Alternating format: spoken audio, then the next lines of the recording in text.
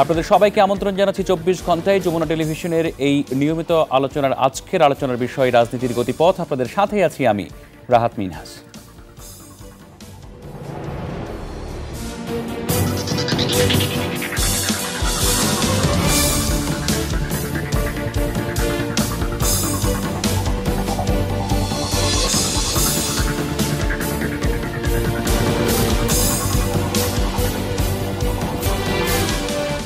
দর্শক, রাজনীতির গতিপথ নিয়ে আলোচনার জন্য আমাদের সাথে তিনজন অতিথি স্টুডিওতে উপস্থিত আছেন। আমার ডান পাশেই আছেন জনাব রাজিকুজ্জামান রতন, কেন্দ্রীয় কমিটির সদস্য বাসদ। আমার সাথে আছেন জনাব ইলিয়াস খান, সিনিয়র সাংবাদিক। আমার সাথে আছেন আশিস সৈকত, প্রধান বার্তা সম্পাদক, ইন্ডিপেন্ডেন্ট টেলিভিশন। আপনাদের তিনজনকেই আমন্ত্রণ জানাচ্ছি আমাদের আজকের আলোচনায়। দর্শক, রাজনীতির গতিপথের আলোচনা শুরু করতে চাই। বিএনপি চেয়ারপারসন বেগম খালেদা জিয়ার শারীরিক অবস্থা এবং ঐক্যফ্রন্ট থেকে একজন নির্বাচিত সংসদ সদস্য সিলেট 2 আসনের জনাব মোকাব্বির খান তার শপথ নেওয়া এবং তাকে ঐক্যফ্রন্টের প্রধান নেতা বা আহ্বায়ক যাকে আমরা বলছি ডক্টর কামাল হোসেন, তিনি আজকে তার চেম্বার থেকে বলা যায় যে একটু উষ্মা প্রকাশ করেই রাগ করেই বেরিয়ে যেতে বলেছেন। সেই নিয়েও আলোচনা চলছে। আমি একটু আলোচনা শুরুতেই আসতে চাই জনাব ইলিয়াস খান আপনার কাছে। জনাব ইলিয়াস খান, বিএনপি চেয়ারপারসন বেগম খালেদা জিয়ার প্যারোলে মুক্তি নিয়ে একটা আলোচনা শুরু হয়েছে এবং সেই আলোচনায় নানা ধরনের গুঞ্জন চলছে। আজকেও আইনজীবীরা কথা বলেছেন, কেউ প্যারোলের কথা বলছেন, কেউ এর পেছনে অনেক সমীকরণের বিষয় সামনে আনছেন। এই বিষয়ে আপনার একটু মতামত বা বিশ্লেষণটা জানতে চাই। আপনাকে ধন্যবাদ এবং যারা এই অনুষ্ঠান দেখছেন, এবং আমি যদি ভুল না জেনে থাকি যমুনা টেলিভিশনের কালকে জন্মদিন, 5 বছর পূর্তি হবে যমুনা টেলিভিশনের। এই দিনে শুভেচ্ছা জানাচ্ছি যমুনা টেলিভিশনের সকল কলা কুশলী সাংবাদিক যারা রয়েছেন। না, এটি তো বেশ কদিন ধরেই চলছে। আমরা জানি যে বেগম খালেদা জিয়াকে পিজি হাসপাতালে, বঙ্গবন্ধু শেখ মুজিবুর মেডিকেল বিশ্ববিদ্যালয় হাসপাতালে ভর্তি করা হয়েছে। তিনি আসলে অসুস্থ এবং প্রথম দিনই কিন্তু হাসপাতালে যিনি পরিচালক তিনি বলেছেন, এবং বিএনপি নেতাকর্মী যারা রয়েছে, এটি কিন্তু একটি আবেগের জায়গা। তিনি 3বারের প্রধানমন্ত্রী এবং এখন বয়োবৃদ্ধ বলা যায়, কারণ তার বয়স মোর দ্যান 73। তিনি দীর্ঘদিন ধরে একটি পরিত্যক্ত কারাগারে, বলা যায় এক ধরনের পরিত্যক্ত কারাগার, নির্জন কারাবাস করছেন এবং এই কারাগারটির পরিবেশও ভালো না। তা আমার যেটা মনে হচ্ছে, আলাপ আলোচনা নানা কিছু শুনে বিএনপি নেতাকর্মী যারা রয়েছেন তারা চান যে বেগম জিয়া মুক্ত হন। এটি কিন্তু তাদের একটি আবেগের জায়গা। যদিও এ প্রসঙ্গে বলা যায় যে সরকার বারবার বলছে যে তার চিকিৎসার ব্যাপারে, যে একজন কারাবন্দীকে তার ইচ্ছে অনুযায়ী চিকিৎসা দেওয়া যায় না। বাট আমরা কিন্তু জানি যে আমাদের মাননীয় প্রধানমন্ত্রী তিনি যখন কারান্তরীণ ছিলেন 2000 কি বলা যায় মহিউদ্দিন ফখরুদ্দিন সরকারের সময়, তিনি কিন্তু তার পছন্দ অনুযায়ী স্কয়ার হাসপাতালে চিকিৎসা নিয়েছেন। সরকারের সময় তিনি কিন্তু স্কয়ার হাসপাতালে চিকিৎসা নিয়েছেন। তো যে কথাটি শুরুতে বলেছি, নানা গুঞ্জন এখন চলছে, বাট এটি শেষ পর্যন্ত কি হয়, কারণ আমরা জানি যে প্রথম থেকে বিএনপি একটি স্ট্যান্ড ছিল এবং ঐক্যফ্রন্টের যে তারা নির্বাচনটিকে তারা এই নির্বাচনটিকে মেনে নেয়নি এবং তারা বলেছেন বিভিন্ন বক্তৃতা বিবৃতিতে বিভিন্ন সময়, এখনও বলছেন যে নির্বাচনটি সুষ্ঠু হয়নি এবং এটি হয়েছে মূলত 29 ডিসেম্বর রাতে। এবং তারপরে কিন্তু তারা অবস্থান নিয়েছেন যে তারা এই পার্লামেন্টে যোগ দেবেন এবং অল্প কয়েকজন 8 জন, দুজন অলরেডি শপথ নিয়ে ফেললেন। 2 জন অলরেডি শপথ নিয়েছেন এবং বারবার একজন বলছেন যে সুলতান মোহাম্মদ মনসুর সাহেব যে বিএনপি যারা আছেন তারাও নেবেন। এবং এখন কেন জানি মনে হচ্ছে যে আপনি যে কথাটি শুরুতে বললেন যে এটি গুঞ্জন চলছে, বেগম জিয়ার মুক্তির ব্যাপারে বলা হচ্ছে যে এরকম একটি শর্ত। রাজনীতি তো আসলে দৃশ্যমান, এর পেছনে কিন্তু অনেক কিছু থাকে, সেটি কিন্তু সাধারণ মানুষ দেখতে পায় না। রাজনৈতিক দলগুলোর মধ্যে নানা সমঝোতা হতে পারে, নানা আলাপ আলোচনা হতে পারে, সেটা যে সবসময় নেতিবাচক তাও নয়, হয়তো এটা ভালো মন্দ বিভিন্ন দিকই থাকতে পারে, সেটি তো বটেই। তো গুঞ্জন তো আমরা সবাই শুনছি, এখন কি হয় এই জন্য আমাদের অপেক্ষা করতে হবে। আসলে জনাব আশিস সৈকত, আপনার একটু মূল্যায়ন জানতে চাই। আপনি বিষয়গুলো নিশ্চয়ই খুব কাছ থেকে পর্যবেক্ষণ করছেন। না, প্রথমত দেখেন যে বেগম খালেদা জিয়া 3বার প্রধানমন্ত্রী ছিলেন বাংলাদেশের। তো তিনি আসলে তার দুর্নীতির মামলায় দণ্ডপ্রাপ্ত হয়ে এখন কারাগারে আছেন। এটি যেমন বিএনপির রাজনৈতিক দলের জন্য যেমন একটি খুবই বিব্রতকর, অস্বস্তিকর একটা পরিস্থিতি, তেমনি আমি মনে করি যে এটি আসলে গোটা দেশের জন্যও একটা অস্বস্তিকর পরিস্থিতি। কারণ বাংলাদেশের 3বারের প্রধানমন্ত্রী যখন দুর্নীতির মামলায় দণ্ড হয়ে জেলে থাকেন বা হাসপাতালে থাকেন, সেটি আসলে খুব সুখকর খবর নয়। একজন নাগরিক হিসাবে আমার কাছে এটি খুব আনন্দের খবর মনে হয় না, ভালো লাগে না। কিন্তু বিষয়টা যেহেতু আদালতের রায়ের বিষয়, সেই জায়গায় ওনাকে তো আসলে আদালত ফেস করেই জেল থেকে বেরিয়ে আসতে হবে, বা ওই প্রক্রিয়াটা তো মানতেই হবে। প্রক্রিয়াটা মানতেই হবে। বা আপনি যেটি বললেন শুরুতে যে প্যারোলে মুক্তি পাওয়ার যে বিষয়টি, সেটিও কিন্তু আইনি বিধান, যে উনি যেহেতু অসুস্থ, প্যারোলে উনি চিকিৎসার জন্য দেশের বাইরে যেতে পারেন, এরকম নজির কিন্তু আমাদের আছে। এবং আমরা দেখলাম যে উনি কিন্তু ওনার শারীরিক অসুস্থতার কারণে তাকে পিজি হাসপাতালে আবার নিয়ে আসা হলো। এবং এখান থেকে প্যারোলে যাওয়ার যে আলোচনা, সেটি কিন্তু বিএনপির নেতারাও কিন্তু বলছেন সভা সমাবেশে তারা। এবং এটি নিয়ে বিএনপির মধ্যে আমরা দেখেছি কিন্তু দুই রকমের মত আছে। বিএনপির একটি পক্ষ চান যে তাকে প্যারোলে মুক্ত করে দেশের বাইরে চিকিৎসার জন্য পাঠানো, আবার আরেকটা মত যে না, তারা কোনো আপোষ বা সরকারের কাছ থেকে তারা এই ধরনের কোনো সমঝোতায় তারা যেতে রাজি নন। মানে নিশ্চয়ই তারা তো আন্দোলনের দিকে ইঙ্গিত তারা বারবার করেছে এবং তারা বিভিন্ন সভাতে প্রশ্ন তুলেছেন সরাসরি মহাসচিব অথবা ঐক্যফ্রন্টের নেতার সামনে প্রশ্ন তুলেছেন। হ্যাঁ, এবং তারা আন্দোলনের মাধ্যমে আসলে বেগম খালেদা জিয়াকে মুক্ত করতে চান, যারা আসলে এই প্যারোলের বিরুদ্ধে। তো আসলে আমরা যে সবাই জানি যে আসলে শেষ পর্যন্ত সিদ্ধান্ত বেগম খালেদা জিয়াই দেবেন জেল থেকেই, বা ওনার ছেলে তারেক রহমান যিনি লন্ডনে আছেন, তিনিও মামলায় দণ্ডিত, দুর্নীতি মামলায় দণ্ডিত এবং পলাতক।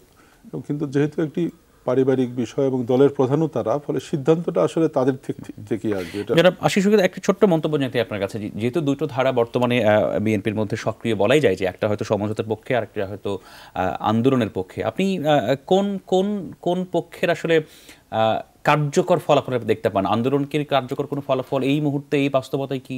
আসলে বেগম খালেদা জিয়া, আবারও বলি, 3 বারের প্রধানমন্ত্রী, এত বড় একটা রাজনৈতিক দল, যে দলটি গত 25 বছরে যদি আপনি ভোটের হিসাব দেখেন, সবসময় দেখবেন 30-32% ভোট তারা পেয়েছে। সেই দলটির নেত্রী 1 বছরের বেশি সময় ধরে কারাগারে, এটা কিন্তু রাস্তাঘাটে বেরোলে মনে হয় না। বিএনপি নেতাদের মুখের দিকে তাকালেও কিন্তু সেই হাহাকার বা তাদের কষ্ট বেদনা আমি কিন্তু খুব বেশি দেখি না। এক ধরনের গা সওয়া হয়ে গেছে। এবং বিএনপি সাংগঠনিকভাবে আমার কাছে মনে হয়েছে যে 14 সালে নির্বাচন না করা এবং 18 সালের নির্বাচনে তাদের হেরে যাওয়ার পরে এমন একটা পরিস্থিতি বিএনপির মধ্যে তৈরি হয়েছে যে তারা যে একটা কার্যকর আন্দোলন করে বেগম খালেদা জিয়াকে এই মুহূর্তে মুক্তি করতে পারবে বা মুক্ত করার অবস্থা তৈরি করতে পারবে, সরকারের উপর চাপ তৈরি করতে পারবে, তেমন সাংগঠনিক শক্তি কিন্তু আসলে এখন দৃশ্যমান নয়। 2 বছর পরে বা 1 বছর পরে কি হবে সেটি বলা আসলে মুশকিল। কিন্তু বিদ্যমান এই অবস্থায় বিএনপির যে আভ্যন্তরীণ সংকট, সেটা ঠিক করে তাদের মধ্যে কিন্তু এখন প্রবল, আমি দেখছি, দ্বিধা। তাদের মধ্যে দলের মহাসচিবের বিরুদ্ধে প্রকাশ্য বিরোধিতা, তার সমালোচনা, ফলে দলের মধ্যে একটা স্পষ্ট বিভাজন, মানে এই বিভাজন কাটিয়ে ওঠে একটা কার্যকর আন্দোলনের রূপ নিয়ে বেগম খালেদা জিয়াকে মুক্ত করার যে পথ, সেটিকে সুগম করা কিন্তু এই সময় বিএনপির জন্য বড় চ্যালেঞ্জ। তাহলে কি সমঝোতাতেই সমাধান, বা এই দিকেই হয়তো সময় বলে দিবে? সেটি আসলে সময়ই বলবে। আসলে এটা এই মুহূর্তে এখান থেকে বলা খুবই মুশকিল। আসতে চাই জনাব রাজিকুজ্জামান রতন আপনাকে। রতন ভাই, নানা রকম আলোচনা চলছে, রাজনীতি নিয়ে আলোচনা চলছে, আবার আমরা রাস্তাঘাটে পাটকল শ্রমিকদের আমরা প্রতিবাদও দেখছি, এবং নানা জায়গায় শ্রমিকরাও বিভিন্নভাবে আন্দোলন করে যাচ্ছেন নানা দিক থেকে আর কি। সার্বিক মূল্যায়ন জানতে চাই আপনার কাছে বর্তমান রাজনীতি এবং শ্রমিকদের যে আন্দোলন চলছে, পাটকল শ্রমিক।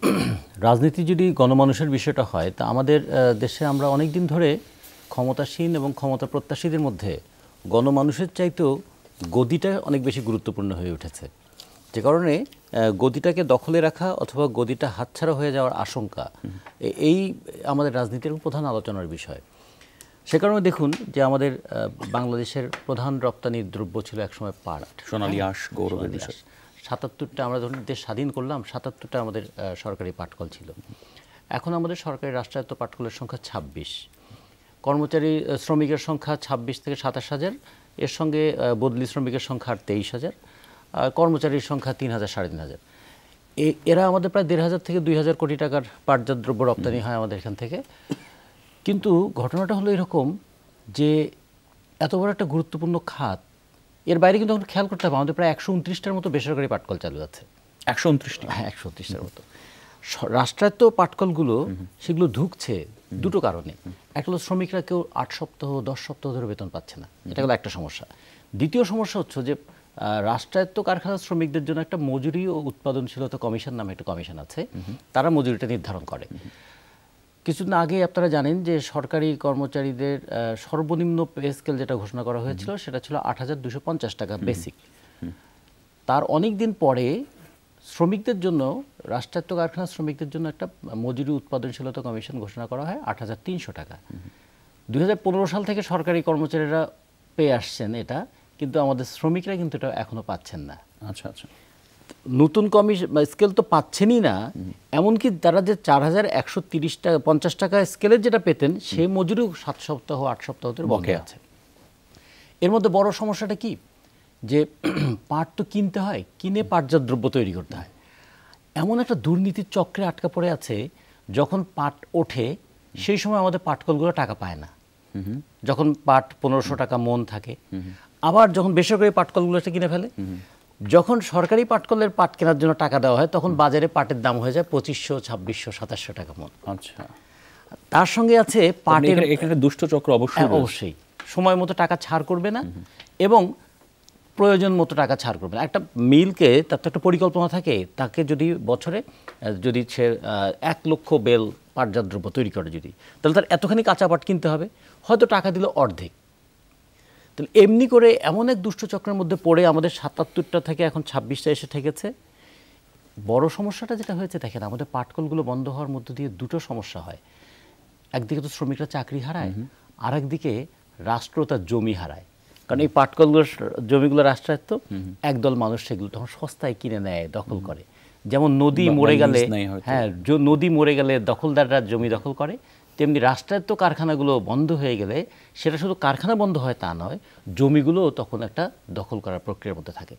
এই প্রক্রিয়ার মধ্যে পড়েছে পাটকল শ্রমিকরা, জীবন দিয়ে সেটা প্রতিহত করার চেষ্টা করেছে। তারা দাবি তুলেছে কারখানাগুলোকে আধুনিকীকরণ করো।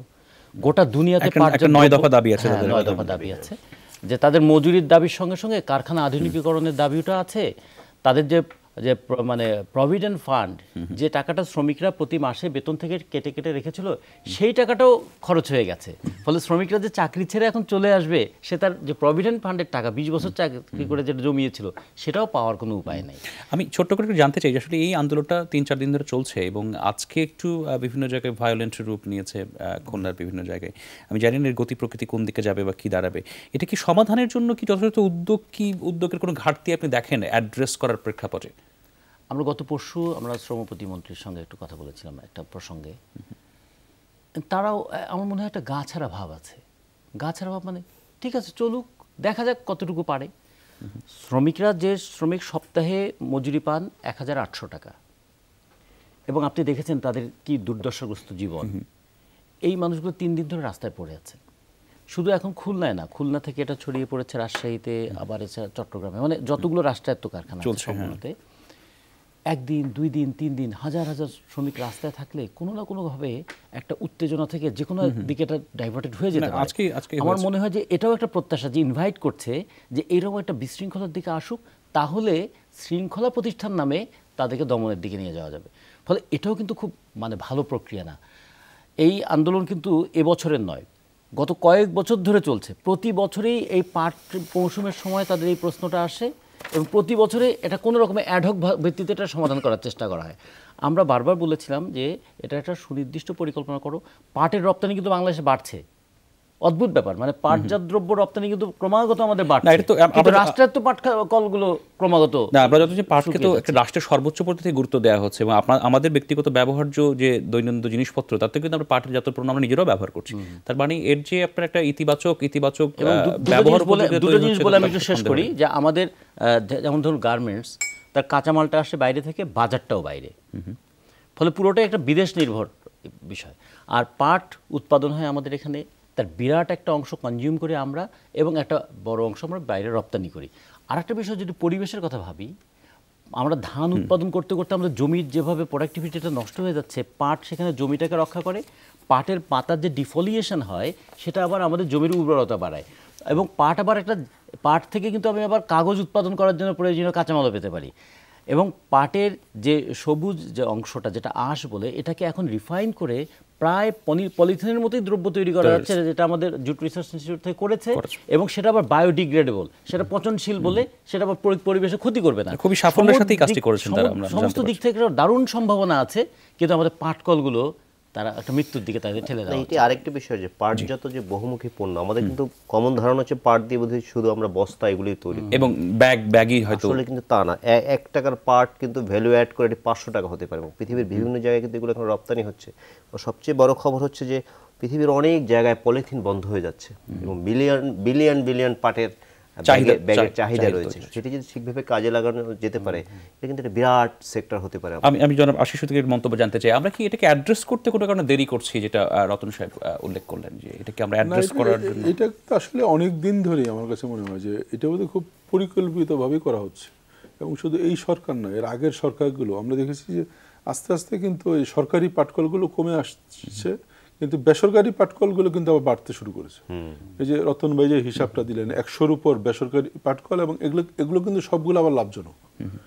কেউ তার লোকসান করার জন্য পাটকল করে বসে নেই, তারা কিন্তু লাভ করছে, এবং এক একজনের 3টা-4টা পাটকল আছে এমন মালিকও আমি দেখেছি। ফলে এই যে যেটি রতন ভাই বললেন, আসলে কিন্তু খুব পরিকল্পিতভাবে পাটের দাম যখন বেশি তখন তারা পাট কেনে, এবং এটাকে আসলে একটা লুজিং কনসার্ন বানানো, এবং একটা পর্যায়ে যায় এই পাটকলগুলি বিক্রি করে দিবে ব্যবসায়ীদের কাছে, যেটি আমরা আদমজির ক্ষেত্রেও দেখেছি। কিন্তু সেই কাণ্ডই কিন্তু করেছে, আদমজির মতো এত বড় একটা আমাদের কল, ঐতিহ্যবাহী, তো সেটি কিন্তু একেবারে কি বলে মুড়িমুড়কির দামে কিন্তু শেষ পর্যন্ত বিক্রি করে দেওয়া হয়েছে। এবং এই জায়গা থেকে মেশিনারিজ নিয়ে কিন্তু অনেক অন্য পাটকলগুলো কিন্তু চালাচ্ছে এখন মেশিন, কিন্তু এটি পানির দরে বিক্রি করে দেওয়া হয়েছে। ফলে আসলেই হয়তো এর পেছনে অন্য কোনো একটা বড় দুষ্টচক্র, যেটা ভাঙাটা কতটুকু শক্ত আমি জানি না। আপনি তো ঠিকই বলেছেন, আমাদের আলোচনাটা আসলে চলমানই থাকবে। সময় হয়েছে একটা বিরতি নিয়ে, একটা বিরতি থেকে ফিরি। দর্শক, আমরা 24 ঘন্টায় আছি, আলোচনা করছি রাজনৈতিক গতিপথ নিয়ে। আলোচনা হলো একটু বর্তমান শ্রমিকদের বিক্ষোভ, সেটা নিয়ে আমরা আলোচনা করতে চাই, আরও রাজনীতির বিভিন্ন বিষয় নিয়ে। আমাদের সাথেই থাকুন।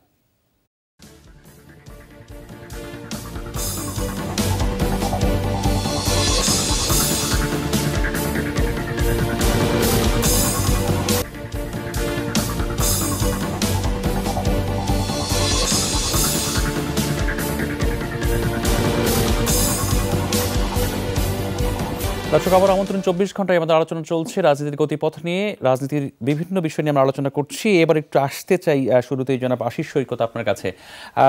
একটা বড় বিষয় দাঁড়িয়ে গেছে সামনে, যেটা একটু ইলিয়াস খান একটু ইঙ্গিত দিলেন, যে আসলে শপথ গ্রহণ সাথে প্যারোলে মুক্তি, অথবা কিছু একটা পর্দার অন্তরালের কিছু একটা আলোচনা বা সমঝোতা। রাজনীতি কি সামনে এই পথেই চলতে যাচ্ছে? আপনি কি দেখতে পাচ্ছেন সামনে? না, দেখেন যে শপথ গ্রহণের একটা তো আইনি বাধ্যবাধকতা আছে, একটা সময়ের ফ্রেম, 90 দিন খুব সম্ভবত। 90 দিন। তো সংবিধানে সেটি বলা আছে যে সংসদের অধিবেশন যেদিন থেকে শুরু হবে সেই দিন থেকে 90 দিনের মধ্যে শপথ নিতে হবে। যদি শপথ না নেন তাহলে তার সদস্যপদ খারিজ হয়ে যাবে। যদি কোনো যৌক্তিক কারণ থাকে, এর মধ্যে যদি যৌক্তিক কারণ উনি দেখান যে উনি অসুস্থ আছেন বা দেশের বাইরে আছেন, স্পিকারকে অবহিত করলে সেটা বাড়তে পারে। তবে স্বাভাবিকভাবে নিয়ম হলো 90 দিন, সেটা বিবেচনা সাপেক্ষ আর কি। হ্যাঁ, সেই 90 দিনের মেয়াদ শেষ হবে আগামী 30শে এপ্রিল। ফলে এই সময়টা চলতি মাসেই শেষ হবে। ফলে এই সময়টা যত আসলে এগিয়ে আসছে ততই কিন্তু আলোচনা এই গুঞ্জনের ডালপালাগুলো ছড়াচ্ছে, কারণ এর মধ্যেই তো ঘটনাটা করতে হবে, হয় শপথ নিতে হবে অথবা এই 6টি আসনের সদস্যপদ শূন্য হয়ে যাবে, আবার উপনির্বাচনের দিকে যেতে হবে। ফলে যেটি শোনা যাচ্ছে, যেটি যে প্রথমত তো আমরা শুনেছিলাম যে গণফোরামের যিনি সদস্য, যে দুজন ছিলেন, সুলতান মোহাম্মদ মনসুর এবং মোকাব্বের আলী, যে তারাও শপথ নেবেন না। পরে কিন্তু তারা 2 ধাপে 2জন শপথ নিলেন। এবং সুলতান মোহাম্মদ মনসুরটা আবার খুব ইন্টারেস্টিং, যে উনি গণফোরামের সদস্য হিসাবে নির্বাচন করেছেন। ধানের শীষ প্রতীক মানে উনি কিন্তু অফিসিয়ালি ইলেকশন কমিশনের কাছে কিন্তু উনি বিএনপির সংসদ সদস্য, কারণ যেহেতু ধানের শীষ প্রতীক বরাদ্দ দিয়েছেন বিএনপির সেক্রেটারি জেনারেল, এবং যাকে যে প্রতীক বরাদ্দ দেওয়া হয় ইলেকশন কমিশনের কাছে কিন্তু ওই মার্কার উনি, এবং ওই মার্কা যে দল প্রতিনিধিত্ব করে। ফলে সুলতান মোহাম্মদ মনসুরের কেসটা কিন্তু একটা ভিন্ন।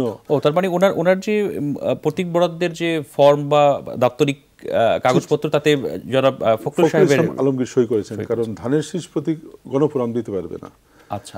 তো ফলে ওনার সদস্যপদটা নিয়ে কিন্তু একটা বড় জটিল পরিস্থিতি, এটা বাতিল করাও জটিল, রাখাও জটিল, এরকম একটা পরিস্থিতি। কিন্তু এরপরে যেটা মোকাব্বের সাহেবের সেটা কিন্তু আবার একটা পরিষ্কার, যে উনি গণফোরামের এবং গণফোরামের প্রতীক নিয়ে উনি নির্বাচন করেছেন। এবং এখন গণফোরাম যদি তাকে দল থেকে বহিষ্কার করে, কিন্তু আবার ওনার অফিসিয়াল একটা প্যাড নিয়ে একটা একটা একটা একটা দু ধরনের কথা আমরা শুনি। উনি যে প্যাডের মানে যে প্যাডের তিনি শপথ নেবেন বলে যে প্যাডে তিনি ব্যবহার করে নিজেটা নিজেই লিখেছেন, বাট এটি দিবে তো পার্টির সেক্রেটারি, যদি আমি ভুল না জেনে থাকি। শপথ নেয়ার যে শপথ নিতে চান সেটি দেওয়ার কথা পার্টির সেক্রেটারি। না, শপথ নেওয়ার বিষয়টা আর পার্টির সেক্রেটারি না। শপথ নেওয়ার বিষয়টা যখন উনি ইলেক্টেড হয়ে যান তখন আসলে এমপি টু পার্লামেন্ট সেক্রেটারিয়েট, তখন আর দলের কোনো বিষয় না। কিন্তু যদি উনি দলের বিরুদ্ধে সিদ্ধান্ত দেন বা দলের বিরুদ্ধে কোনো সিদ্ধান্ত সংসদে দেন, তখন আসলে দলের পার্লামেন্টারি বোর্ড তার ব্যাপারে যে কোনো সিদ্ধান্ত নিতে পারে। ওখানে সেটা পার্লামেন্ট সেশনে ভেতরে, যদি পার্লামেন্টের সেশনে বা দল থেকে উনি যদি পদত্যাগ করেন, সেই ক্ষেত্রে ওনার সদস্যপদ শূন্য হওয়ার যৌক্তিক কারণ আছে সংবিধান অনুসারে।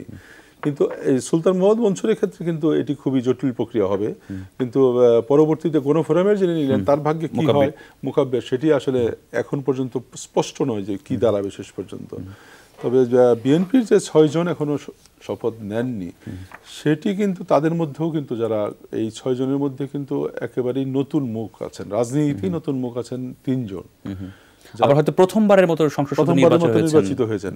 ফলে তাদের কিন্তু এই শপথ নেয়ার আকাঙ্ক্ষা তাদের মধ্যে বাড়ছে। এবং তারা কিন্তু এলাকা থেকে, আমি জানি যে 2 জন সংসদ সদস্য ইতিমধ্যে এলাকা থেকে তারা স্বাক্ষর সংগ্রহ করে এনে দলের মহাসচিবের কাছে জমা দিয়েছেন যে ওই এলাকার তার ভোটাররা চান, তাদের ভোটাররা চান যে এলাকায় সংসদে তাদের যেতে। এবং দলের মধ্যে কিন্তু একটা বড় অংশের চাপ আছে যে সংসদে গিয়ে তারা খালেদা জিয়ার মুক্তির বিষয়টা সোচ্চারভাবে বলতে। কারণ সংসদে বলা মানে কিন্তু বাইরে জনসভার বলার চেয়ে সংসদে বলার মধ্যে কিন্তু একটা অনেক বড় পার্থক্য আছে। এবং এটা কিন্তু সারা অনেক দিনের জন্য এটা রেকর্ড থাকবে, সংসদে প্রসিডিংস থাকবে, এবং দেশে এবং দেশের বাইরে কিন্তু এটি বড় খবরও হবে। ফলে এই যে সারা এই 5 বছর যদি বলতে পারেন তারা সংসদে গিয়ে এই কথাগুলো, তাহলে কিন্তু এই জায়গায় তারা একটা মাইলেজ পাবে, সেটি কিন্তু বিএনপির একটা বড় অংশ হতে পারে। আমি একটু জনাব ইলিয়াস খান আপনার কাছে আসতে চাই। এই একটা তথ্য জানার চেষ্টা করা যেতেই পারে যে আসলে সংসদের বাইরে থেকেও কি খুব কার্যকর কোনো কিছু করা যাচ্ছে বা কার্যকর কোনো কিছু করা যাচ্ছে যার মাধ্যমে আসলে প্রতিবাদ, বিভিন্ন ধরনের সভা, বিভিন্ন ধরনের শুনানি করে খুব কি চাপ সৃষ্টি করা যাচ্ছে? যদি তাই না হয় তাহলে সংসদের ভেতরে যে যেটা জনাব আশিস সৈকত বললেন, ভেতরে যে অন্য একটা প্রক্রিয়া তো চেষ্টা করা যেতেই পারে। এবং তার সাথে যদি বেগম জিয়ার মুক্তির সমীকরণে কোনো বিষয় থাকে তাহলে তো 6 জন শপথ দ্রুত আমরা দেখতেই পারি।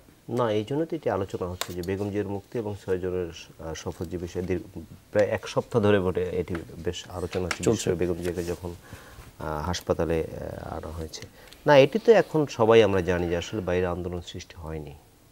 বেগম জিয়ার মতো একজন জনপ্রিয় নেত্রী বাংলাদেশের ইতিহাসে, তিনি 3বার প্রধানমন্ত্রী হয়েছেন, তার বাংলাদেশের বৃহত্তম ছাত্র সংগঠন, বিশাল রাজনৈতিক দল, কিন্তু দুর্ভাগ্যজনকভাবে সেরকম আন্দোলন কিন্তু আসলে হয়নি।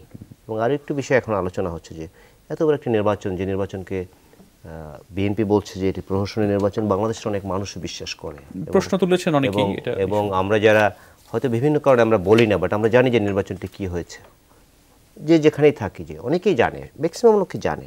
তারপর কিন্তু বড় কোনো কর্মসূচি দেয়া হয়নি, একটা হরতালও মনে হয়নি একদিনের জন্য, খুব সম্ভবত হরতাল ছাড়া অন্য কর্মসূচি তো দেয়া যায়, সেগুলো হয়নি। তবে আমি যেটি মনে করি এই 6 জন যদি, এটা বিএনপির দলীয় সিদ্ধান্তের বিষয়, যদি বেগম জিয়ার মুক্তির প্রশ্নে তারা সংসদে যায়, আর রাজনীতিতে শেষ কথা বলে কিছু নেই, বাট এই সংসদে গিয়ে তারা কোনো কি বলে যে কোনো আন্দোলন সৃষ্টি করতে পারবে, খুব বেশি মাইলেজ পাবে বলে আমি মনে করি না। কারণ বিএনপির যারা সাফার করেছে বিভিন্ন জায়গায়, এখন স্টিল এখনও করছে, ধরুন একজন সাধারণ যিনি একটি নেতা বা কর্মী, তাদের বিরুদ্ধে অনেক মামলা রয়েছে এবং হাস্যকর মামলা রয়েছে জানি আমরা।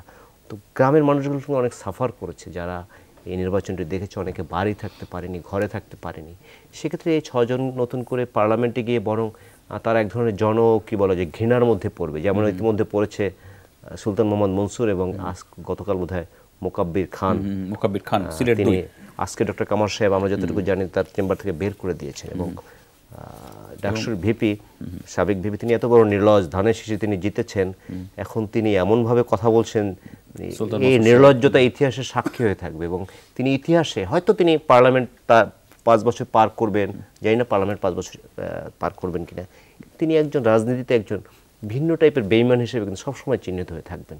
ধানের শীষের পক্ষে কথা বলেছে, ধানের শীষ বলে ভোট চেয়েছেন, ধানের শীষের মানুষ ভোট দিয়েছে, কিন্তু তিনি এখন অন্য সুরে কথা বলছেন। তো যে শেষ করি আমি, এর বাইরে তো এই মোকাব্বির খান এবং কি বলে যে সুলতান সুলতান মনসুরের বাইরে যে ছজন রয়েছেন তারা ধানের শীর্ষে সরাসরি বিএনপির কি বলে যে বিএনপির থেকে জিতে এসেছেন, এবং দাদা যেটি বললেন যে তাদের একেবারেই নতুন কয়েকজন আছেন, এলাকায়ও তাদের চাপ আছে, এটি আমার মনে হয় তাদের সংসদে যোগ দেওয়ার এক ধরনের আকাঙ্ক্ষা থেকে তারা বলছেন যে আমাদের এলাকায় চাপ আছে। বাট আদৌ চাপ আছে বলে আমি মনে করি, কারণ পুরো দেশটি যখন এমন একটি নির্বাচনের মধ্য দিয়ে, যে নির্বাচন যেদিন হওয়ার কথা তার আগের দিন রাতে হয়ে গেছে, এটা বাংলাদেশ সব মানুষ জানে।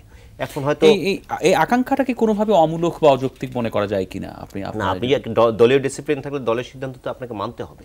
আপনি যদি দলীয় ডিসিপ্লিন, তারা তো তাদের ভাষণে তারা যদি জিতে থাকেন, নেতৃত্বের সিদ্ধান্তটা মানার ব্যাপারটা সেটি তো তাদের মানতে হবে, দলীয় শৃঙ্খলা তাদের মানতে হবে, দলীয় ডিসিপ্লিনের বাইরে তো তারা যেতে পারবেন না। সুতরাং আমি মনে করি, বা বাংলাদেশের যারা কি বলে যে বিএনপি যারা সমর্থক রয়েছেন, তারা মনে করেন যে বেগম জিয়ার মুক্তির প্রশ্নে যদি বিষয়টি হয় সেটি ভিন্ন বিষয়, না হলে এদের সংসদে যোগদান নিরর্থক, বরং এটি এক ধরনের বৈধতা দেয়া বলে আমি মনে করি। তাও ঠিক। আমি একটু আসতে চাই প্রথম আপনাকে প্রথম আলোচনা চলছে আসলে বিএনপিতেই ঘুরে ফিরে বা বেগম জিয়াতেই ঘুরে ফিরে আলোচনাটা চলে আসে আমাদের ঐক্যফ্রন্ট বিএনপি। জাতীয় পার্টি নিয়েও কিছু ঘটনা ঘটছে একের পর এক। আপনার কাছে শ্রমিক আন্দোলনের কথা আমরা শুনলাম, এবার একটু রাজনীতি নিয়ে আপনার সাম্প্রতিক যে সকল ঘটনাগুলো ঘটছে একটা মূল্যায়ন আপনার কাছ থেকে জানতে চাই। আমাদের দেশে আসলে রাজনীতি করাটাকে একসময় খুবই সামাজিক দায়িত্বের অংশ হিসেবে দেখা হতো। এই জন্য বলা হতো যে রাজনীতি যেমন সমাজের পরিচালিকা শক্তি, রাজনীতিবিদরা হচ্ছেন সমাজের অভিভাবক। রাজনীতিবিদদের কাছ থেকেই মানুষ শেখে যে কিভাবে দেশকে ভালোবাসতে হয়, কিভাবে নিজের জীবনটাকে গঠন করতে হয়, কিভাবে কষ্ট সহ্য করেও নীতিটাকে আঁকড়ে ধরে রাখতে হয়। হ্যাঁ, আমরা যখন বড় বড় নেতাদের কথা শুনি, তারা এত বছর জেল খেটেছেন কিন্তু নীতিবিচ্যুত হননি। আবার কাউকে আমরা দেখেছি খুবই কৌশলী, তিনি ঘন্টায় ঘন্টায় মত পাল্টাতে পারতেন, গায়ের রং পাল্টাতে পারতেন। সেখান থেকে অনেকে বলতো তারা গিরগিটি রাজনীতিবিদ, মানে গিরগিটি যেমন অনেক সময় এমন ইতিহাস টাকার বিনিময়ে অনেক কিছু তো হয়েছে পলিটিশিয়ানকে অনেক সময় খুব ব্যঙ্গ করে অনেকে বলতে পলিটিশিয়ান, মানে তিনি যখন তখন পল্টে যেতে পারেন বা পাল্টে যেতে পারেন, এরকম বহু মানে স্যাটায়ার করে মানুষ বলে। এটা বলে কেন? মানুষ প্রত্যাশা করে, প্রত্যাশা যখন মার খায় তখন কেউ ব্যঙ্গ করে, কেউ বিক্ষোভ প্রকাশ করে। যখন বিক্ষোভ প্রকাশ করার ক্ষমতা থাকে না, তখন ব্যঙ্গ করেও ঝাল মেটাতে চায়। তো এগুলো থেকে আমাদের রাজনীতিবিদদের কিছু জিনিস শেখা উচিত, যে রাজনীতি মানে শুধু পাওয়ার নয়, রাজনীতি মানে শুধু ত্যাগ করার নয়। আমরা কি আসলে ত্যাগ করি? আমরা একটা নীতির জন্য লড়াই করি, এটা আবার ত্যাগ করার কি আছে? আমরা অনেক করি রাজনীতিবিদ তিনি অনেক ত্যাগ করেছেন, আসলে ত্যাগ করতে আসছেন কেন? তিনি তো একটা নীতি প্রতিষ্ঠার সংগ্রাম করছেন, এখানে ত্যাগ কোনো বিষয় না। আমার নীতি প্রতিষ্ঠার সংগ্রামের পথে আমি যেমন আজকে হেঁটে আমি একটা জায়গায় গেলাম, আমি অনেক ত্যাগ করলাম, আমি হেঁটে আসলাম, আর এটা আমার প্রয়োজনে আমি হাঁটলাম, এই ত্যাগ ভালো শরীরের জন্য আমরা বলি। এখন ধরুন আমাদের এখানে চাপে প্রলোভনে কৌশলে কাজ করানোর একটা প্রক্রিয়া আমরা দেখেছি ক্ষমতাসীনদের পক্ষ থেকে। এক্ষেত্রে একটা বিতর্ক তৈরি করা এবং সন্দেহ সৃষ্টি করাটা ক্ষমতাসীনদের জন্য খুবই কার্যকর অস্ত্র। সেই চাণক্য অনেক আগে এটা আমাদেরকে শিখিয়ে গেছেন যে কিভাবে ক্ষমতাসীনরা তার প্রতিপক্ষকে কখনো চাপে ফেলবে, কখনো বিভক্ত রাখবে, কখনো পরস্পরের মধ্যে সন্দেহ তৈরি করে রাখবে, সুবিধা দেবে, কখনো প্রলোভনে ফেলবে, কখনো কখনো তাদেরকে আবার প্রতারিতও করবে। প্রলোভন দিয়ে আবার কাউকে প্রতারিত করেছে, বিশ্বাস করে কিছুই পেলাম না, এরকম কথা আমরা অনেকের কাছে শুনেছি। নির্বাচনের মধ্য দিয়ে যারা পার্লামেন্টে এসছেন, তারা গণতন্ত্র প্রতিষ্ঠার জন্য পার্লামেন্টে গিয়েছেন নাকি নিজের অভিলাষ পূরণের জন্য গিয়েছেন, এটা কিন্তু জনগণ দেখছে যে পার্লামেন্ট সদস্যদের কাজ কি। এবং এই নির্বাচন যে খুব বেশি আগ্রহ তৈরি করেনি, তার ফল আমরা উপজেলা নির্বাচনগুলোতে দেখলাম। যে জাতীয় নির্বাচন তো একটা জাতীয় পর্যায়ে, উপজেলা নির্বাচন তো একদম স্থানীয় পর্যায়ে, একদমই সেখানেও আমরা কিন্তু মানুষের খুব বেশি অংশগ্রহণটা দেখছি না। সেখান থেকে মনে হচ্ছে যে নির্বাচনী ব্যবস্থার প্রতি মানুষ কি মুখ ফিরিয়ে নিল? মানুষ মুখ ফিরিয়ে নেয়নি, মানুষ এখানে কিছু হবে না এই ধরনের একটা হতাশার মধ্যে আছে। এই হতাশা কিন্তু কিছু হবে না বলতে আপনি কি বোঝাচ্ছেন? কিছু হবে না মানে পার্লামেন্টে যে কাউকে আমি পাঠাবো, সে কি আমার পক্ষে কাজ করবে?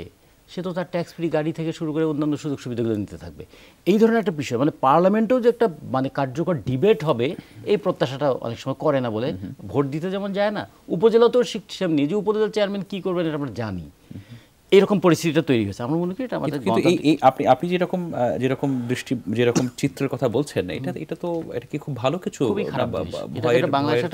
এটা বাংলাদেশের মতন দেশে, যে দেশের মানুষের রাজনীতিতে অনেক বেশি কৌতূহলী, যে দেশের মানুষের আলোচনার বেশিরভাগ অংশ জুড়ে থাকে রাজনীতি, সেই দেশের মানুষ যদি রাজনীতিতে নিষ্প্রিয় হয়ে যায়, এটা দেশের গণতান্ত্রিক পরিস্থিতির জন্য খুবই অশনি সংকেত। এটা যেমন আমি বলছি।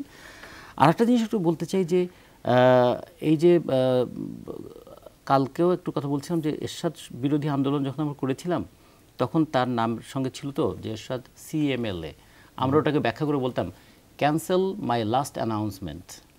আচ্ছা মানে এরশাদ আন্দোলনে ঘন ঘন তার যে মত পাল্টানো, এবং তারপরেও আমরা দেখেছি ঘন ঘন মত পাল্টানো, পথ পরিবর্তন করা, এটা করছেন। এটা এখন আমরা আজকের যে ঘটনাটা দেখলাম GM কাদেরের ক্ষেত্রেও কিভাবে তিনি তার মত পাল্টে অবস্থান এই যে অবস্থান পরিবর্তন করছেন। এখান থেকে একটা কথা এসেছিল কি, খুবই নেতিবাচক কথা, রাজনীতিতে শেষ কথা বলতে কিছু নেই। তার মানে কি? তার মানে কি আমার কোনো নীতিগত অবস্থান থাকবে না? এখন এই জায়গাগুলো কিন্তু মানুষের চিন্তায় একটা ধাক্কা দেয়। তা আমরা মনে করি যে আজকে যারা এই খালেদা জিয়াকে প্যারোলে মুক্তি দেবে, তার বিনিময়ে তারা পার্লামেন্টে যাবে, এই রকম বিষয়ের মধ্যে যদি আবার নিয়ে যায় তাহলে সেটা হয়তো বিএনপির ব্যাপার, কিন্তু বিএনপিকে তাহলে অনেকগুলো প্রশ্নের জবাব দিতে হবে যে তারা কেন আগে এই ধরনের কথা বলেছিল, কেন তারা নির্বাচনী ফলাফলটাকে প্রত্যাখ্যান করেছিল, আর যে ফলাফল প্রত্যাখ্যান করেছে সেই ফলাফলের ফলটা তারা কিভাবে নেবে। আর যারা পার্লামেন্টে গিয়ে খালেদা জিয়ার পক্ষে, মুক্তির পক্ষে কথা বলবে, তারা পার্লামেন্টে গিয়ে রাস্তায় কতটুকু বলেছে। যিনি রাস্তায় যে জনগণের স্বাক্ষর নিয়ে তিনি পার্লামেন্টে যেতে যাচ্ছেন, সেই জনগণকে নিয়ে তার এলাকায় কোনো মিছিল, মিটিং, সমাবেশ কি করেছেন?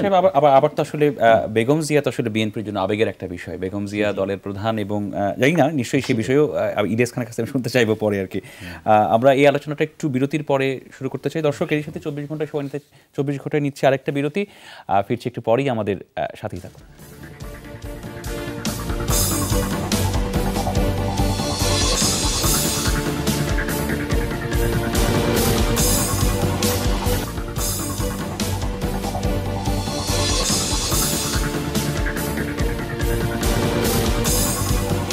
দর্শক, আবার আমন্ত্রণ 24 ঘন্টায়। আমাদের আলোচনা চলছে রাজনীতির গতিপথ নিয়ে। আমাদের সাথে 3 জন অতিথি আছেন।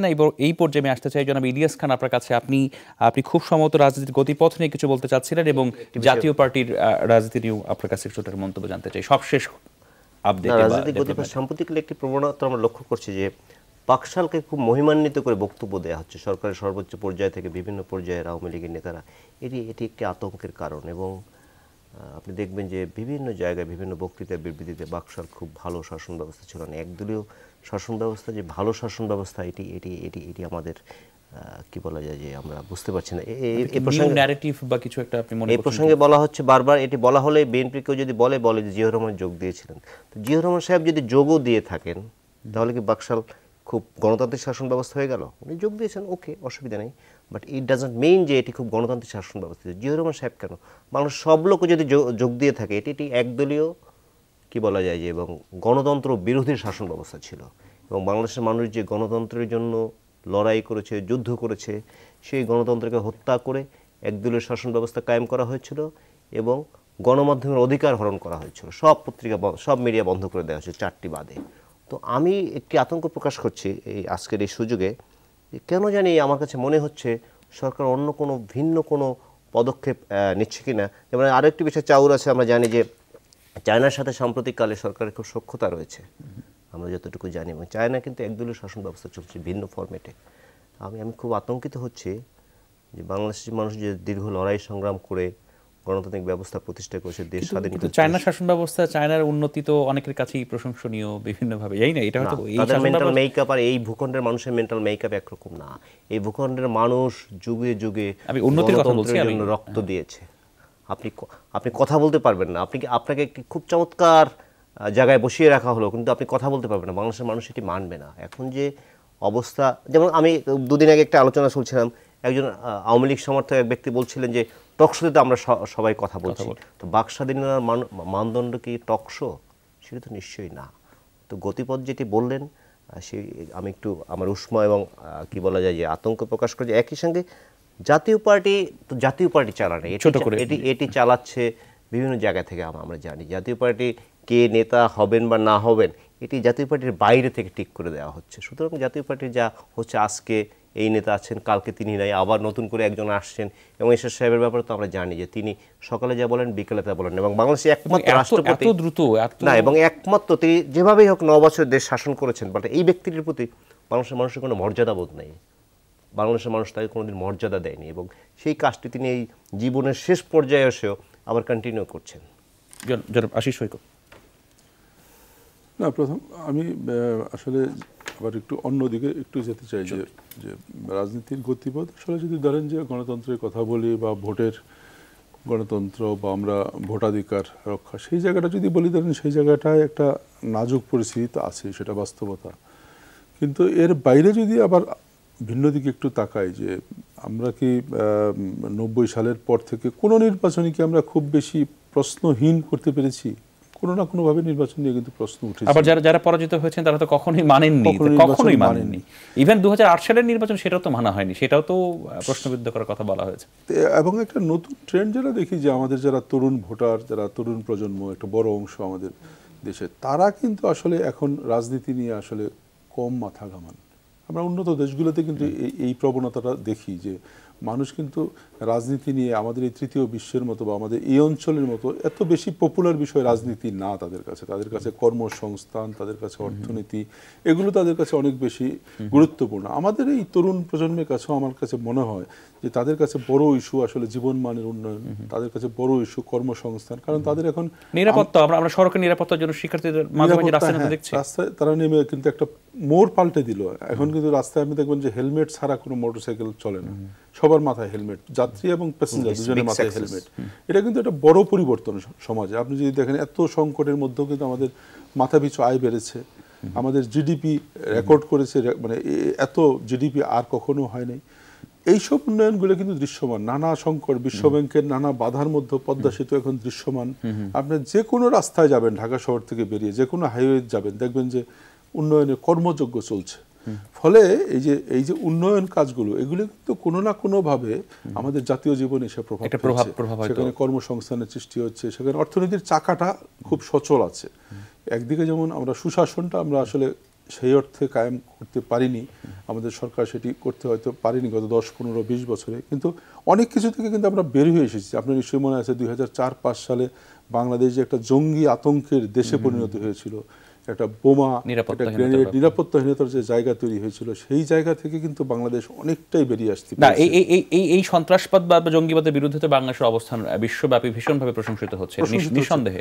এবং গত 8-10 বছরে বলা যায় যে এই অভিশাপ থেকে আমরা অলমোস্ট মুক্ত হয়েছি। তবে গুমটুম নিয়ে বিশ্বব্যাপী কিন্তু উদ্বিগ্ন। সেদিনও মার্কিন রিপোর্টে বলা হচ্ছে যে মানুষ গুম হয়ে যাচ্ছে, গুম হচ্ছে। এবং এখন কিন্তু আবার ইলিয়াস ভাই, এখন কিন্তু আবার গুমটাও অনেকটা আমরা শুনছি না বেশ কিছুদিন ধরে, একটা ভালোর দিকেই বোধহয় যাচ্ছে। তবে রাজনীতিটা আমার কাছে মনে হয় যে নষ্ট হয়েছে। বিশেষত প্রথম আমার কাছে মনে হয় যে দুটি বড় কারণ। একটি ছিল গ্রেনেড হামলা। এই যে গ্রেনেড হামলা যদিও আওয়ামী লীগের উপর হয়েছিল, কিন্তু আমার কাছে মনে হয় যে বিশ্বাস অবিশ্বাসের যে দানাটা, দোলাচলটা, সেখান থেকে একটা প্রবলভাবে ফাটলটাকে খুবই বড় করে দিয়েছে। যে আপনার রাজনীতি আমি পছন্দ নাই করতে পারি, কিন্তু সেটাতে আমি আমার রাজনীতি দিয়ে মোকাবেলা করব, হত্যা করে নয়।